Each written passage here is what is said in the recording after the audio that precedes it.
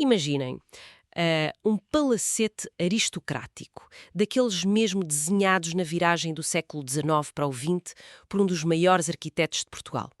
Uma moradia super imponente, tipo cheia de detalhes elegantes, pensada só para a alta burguesia exibir o seu estatuto. Sim, com aquela vista incrível para o Atlântico e tudo. Exatamente.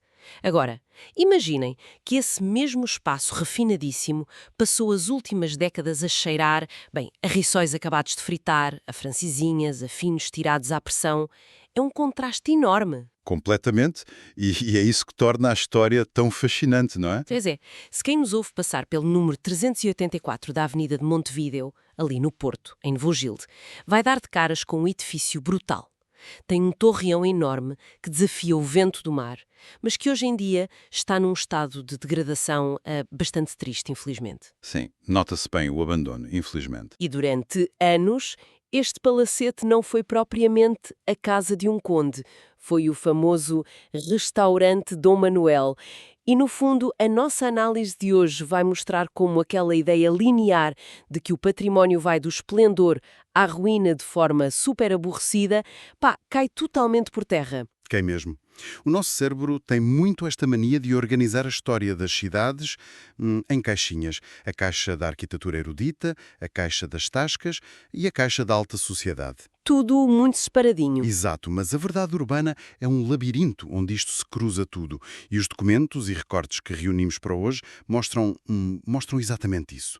As coisas misturam-se, mas de uma forma que nos deixa ver como a sociedade realmente funciona. E o que temos para este mergulho profundo nas fontes é quase ficção. A sério, com a história deste palacete do Rosas, vamos cruzar a restauração no Porto, a invenção da francesinha, o pós-25 de Abril e até, imaginem lá, um naufrágio. Um naufrágio literal, pois é. É cativante perceber como elementos que parecem não ter nada a ver acabam todos por ir parar à mesma morada à beira-mar. Portanto, a missão de hoje é desenterrar as camadas disto tudo. Perceber como a trajetória do empreendedor da restauração, chamado Manuel Fontes, se cruza com o legado de um arquiteto top, o Miguel Ventura Terra. Tudo para provar que os edifícios são grandes contentores da memória de uma cidade. Ora bem, mas para entendermos o Manuel Fontes, não podemos começar logo num palacete de luxo na Foz. Temos de recuar ali até o início dos anos 60 e ir para a zona oriental do Porto. Para um ambiente bem diferente. Completamente diferente. O Império começa num espaço muito modesto na Rua do Bonfim, junto à igreja, chamado O Nosso Café. E os anos 60 em Portugal tinham dinâmicas muito específicas. Lendo as fontes, percebe-se que não era bem a qualidade do café que enchia aquilo, pois não? Não, nada disso. Era a geografia. O café ficava muito perto do Liceu Alexandre Herculano, portanto aquilo enchia-se de estudantes todos os dias. Mas o verdadeiro ímã, o segredo do sucesso, não estava no resto do chão. Estava na cave. Exato, estava debaixo do chão. Lá embaixo havia umas mesas de bilhar e uma mesa de matraquilhos. O clássico. Consigo imaginar perfeitamente aquela malta toda a descer umas escadas íngremes para uma cave cheia de fumo, um barulho ensurdecedor, só para jogar bilhar e matraquilhos. Imensa clientela, mas o espaço não esticava. Então, o que é que eles fazem? Atravessam a rua. Tal e qual. Atravessam a rua e abrem, na esquina, em frente, o mítico Capa Negra. Uma expansão cirúrgica. Levam a clientela toda atrás deles. E o primeiro Capa Negra era pequenino. Tinha umas 10 mesas só. Mas os matraquilhos desceram com eles, claro. Claro, isso era intocável. Havia torneios épicos no sistema perde-paga, em que quem perdia pagava a ficha a seguir. E as notas falam da comida de uma forma que dá logo fome. A estratégia deles era super inteligente. De manhã vendiam rissóis acabadinhos de fritar aos estudantes, que era barato, e ao fim de semana a malta derretia a mesada toda no prato que ia definir a cidade. As famosas francesinhas. Pois, e acho que este é o momento ideal para falarmos da francesinha em si, porque quem nos ouve pode achar que é uma receita medieval ou assim, mas a francesinha é super recente, não é? É, de facto, uma adaptação cultural pragmática. Nasceu em 1952, um bocadinho antes desta aventura dos Fontes, e foi criada pelo Daniel David da Silva no restaurante A Regaleira, no centro do Porto. Mas ele não acordou um dia e inventou aquilo do nada, pois não? Não, de todo. A origem está na imigração. O Daniel trabalhou em Paris e a francesinha é, no fundo, uma recriação brutalista do croque-monsieur francês. Espera, brutalista é a palavra certa, sim. Pois é, o croque-monsieur é um pãozinho com fiambre e queijo, muito leve. Isso funcionava para os parisianos, mas para o portuense, que trabalha muito e gosta de sabores intensos, aquilo não puxava carroça nenhuma. Tinha pouco sustento, não é? Exato.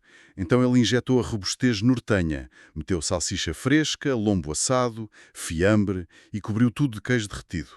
E a magia toda é um molho. Sem dúvida. Se fosse só carne e queijo, era enjoativo.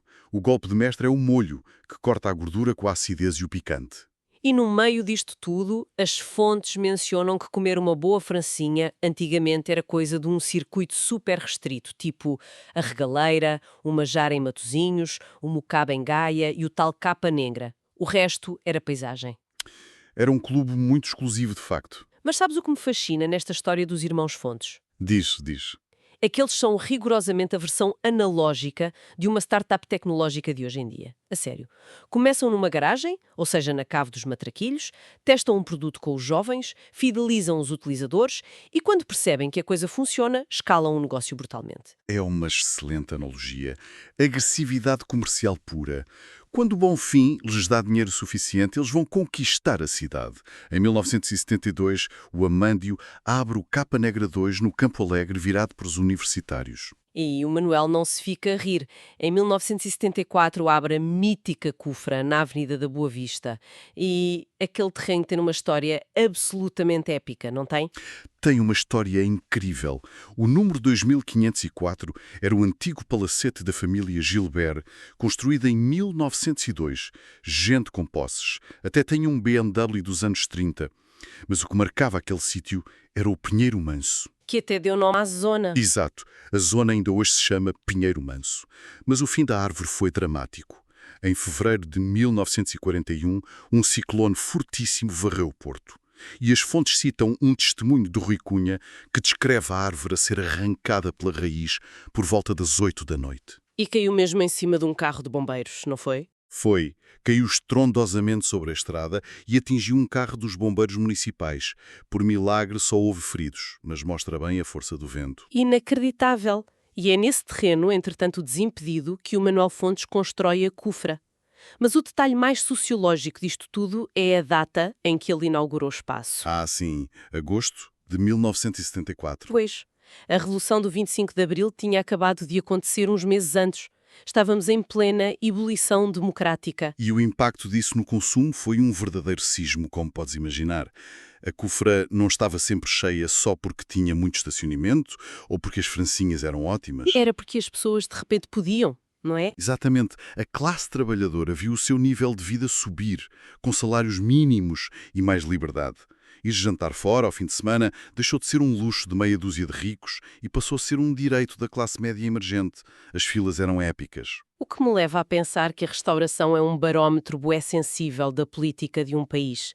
O grande trunfo do Manuel Fontes foi conseguir ler esse momento histórico na perfeição. Ele meteu uma mega cervejaria a funcionar quando as pessoas ganharam dinheiro para sair de casa. É essa visão que os separa dos restantes. E o dinheiro que ele acumulou ali, com a Cufra a imprimir dinheiro e o Capa Negra a bombar, permitiu-lhe dar o grande salto de estatuto nos anos 80. E voltamos ao princípio, a compra e abertura do restaurante Dom Manuel no nosso belo palacete da Avenida de Montevidéu. Isso mesmo. Um palacete que foi originalmente encomendado pelo José da Silva Rosas, um órives super rico do Porto. E quem passa lá agora tem de fazer um esforço para ver os detalhes por baixo da degradação. Mas explica lá a quem nos ouve o que é que a arquitetura da casa tem de tão especial. Olha, para começar, o edifício tem aquele torreão imponente que aponta para o mar. Mas as fontes destacam muito a cantaria de pedra em granito e os beirais salientes. Aqueles telhados de madeira que saem muito para fora da parede, certo? Sim, para proteger as janelas da chuva do Atlântico. Mas a joia da coroa são os frisos de azulejos em estilo Arte Nova. É um estilo que rompe com as linhas retas usando formas muito fluídas, tipo elementos da natureza. Provavelmente vieram da mítica fábrica das Devesas em Gaia. Levanta aqui um conflito gigante na minha cabeça. Porque pegar numa casa com tetos trabalhados e azulejos de arte nova e meter lá dentro uma cozinha industrial a fritar batatas aos milhares, quer dizer, não é matar o edifício, É o eterno paradoxo da reabilitação urbana. Há sempre o braço de ferro entre fechar os edifícios para os proteger, tornando-os museus vazios, ou deixá-los ter uso comercial que causa desgaste. Pois, mas a umidade e a gordura? Sim, estragam, claro. Mas repara que, enquanto o restaurante Dom Manuel esteve aberto, o edifício esteve aquecido, vigiado e as calhas eram limpas. O verdadeiro predador do Palacete dos Rosas não foi o restaurante, foi o vazio depois de ter fechado. O abandono burocrático e a maresia. Precisamente. Em poucos anos, a água no telhado destrói muito mais do que décadas de jantares intensos. E perder aquilo para a ruína seria um crime, especialmente por causa de quem desenhou o projeto. Ora, nem mais. As nossas notas revelam quem está por trás desta obra. O Miguel Ventura Terra. Que não era um arquiteto qualquer. De todo. Foi um dos maiores da sua geração. Estudou em Paris, na École des Beaux-Arts. Era um homem cheio de mundo, republicano, maçom.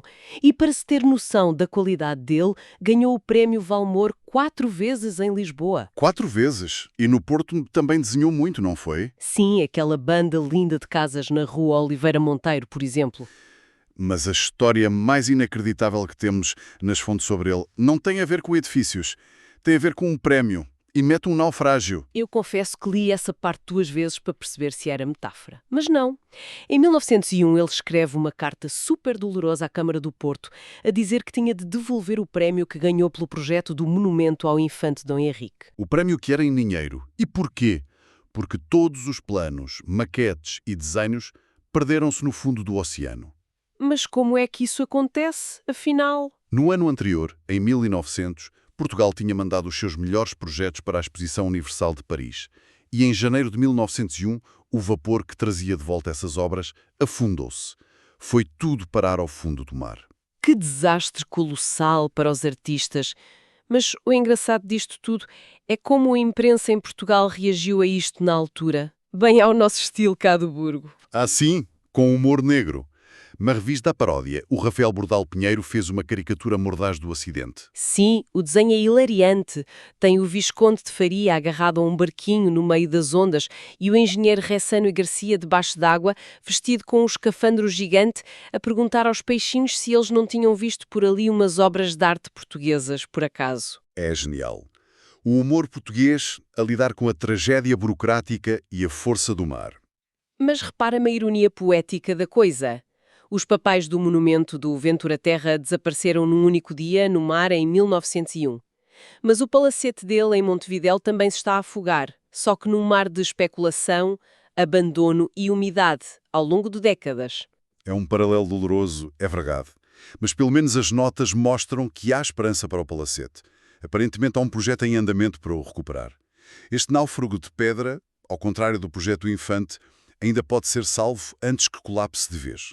E isso fecha na perfeição este nosso mergulho, porque começámos a olhar para um edifício triste e decrépito e descobrimos um mundo lá dentro. O gosto da alta burguesia, dos órivos, o talento da arte nova do mestre Ventura Terra. E claro, a escalada fantástica do negócio da família Fontes, desde a cava cheirar a tabaco e matraquilhos no Bonfim, até aos jantares de luxo com francesinhas na Foz, sempre a acompanhar a economia pós-revolução. É impressionante as camadas que isto tem, mas a grande reflexão com que fico e que deixo para quem nos ouve é a seguinte. Quando este palacete for recuperado, estiver todo limpinho e com cara nova, de quem vai ser a verdadeira alma daquela casa? É uma boa pergunta. Será do arquiteto genial? Será do ourives do século XIX? Ou será de todos os milhares de portugueses que ali riram alto e beberam cerveja e comeram batatas fritas durante décadas? Porque, no fim das contas, a pedra está lá, mas são as pessoas que a usam que lhe dão vida. Nem mais. É que os edifícios aguentam os estragos, mas a memória coletiva é o que prevalece. A história invisível é sempre a mais fascinante, como acabamos de ver. Foi um gosto desenterrar esta história. Num próximo encontro, voltamos com mais segredos urbanos. Até lá, olhem com mais atenção para os edifícios velhos da vossa rua, porque eles estão cheios de histórias para contar.